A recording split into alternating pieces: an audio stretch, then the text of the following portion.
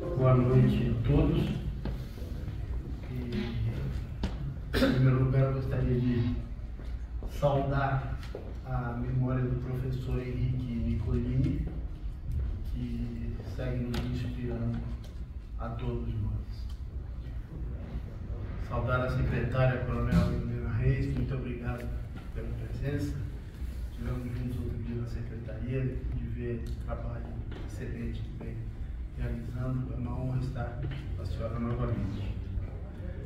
Saudar o presidente nacional do Panatron, Pedrinho, o presidente do Panatron São Paulo, Jorge, meu amigo de tantos anos.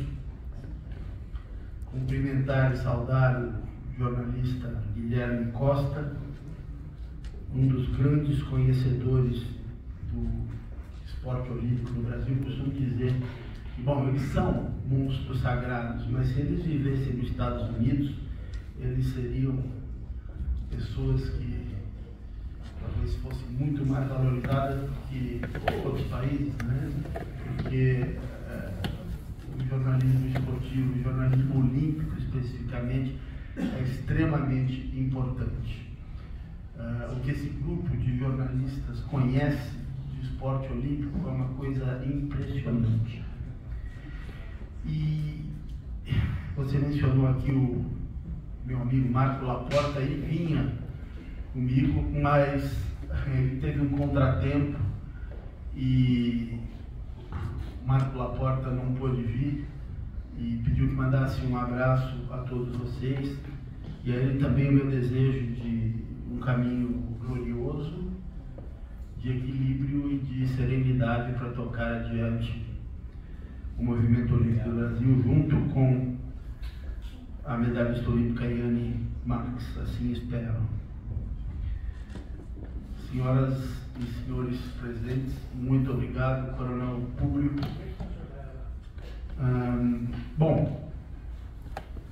Falar sobre a vida do meu avô, talvez se eu passasse por todas as etapas da vida dele, poderia ser repetitivo e muitos de vocês já conhecem a trajetória.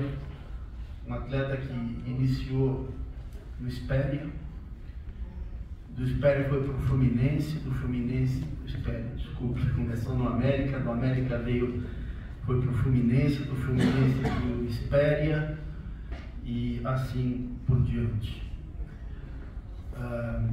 Jogos Olímpicos de 1932, sua primeira Olimpíada com 22 anos, marca a sua estreia fora do continente sul-americano.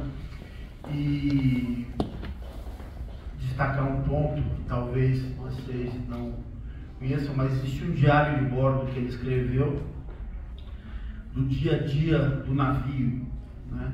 É a saga do navio Itaxê, que saiu do Rio de Janeiro e aportou em Los Angeles, em primeiro lugar em São Francisco.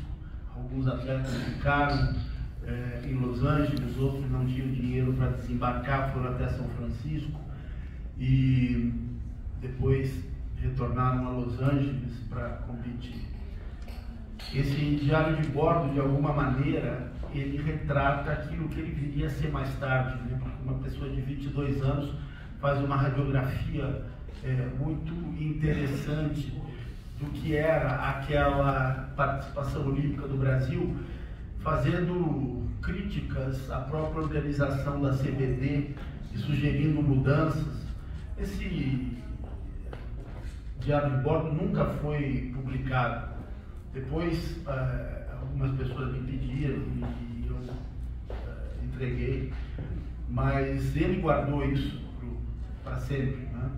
Mas o curioso aí era justamente uma pessoa, um atleta de 22 anos, que era já recordista sul-americano das provas com barreira, fazendo uma verificação daquilo que poderia ser melhorado naquele momento.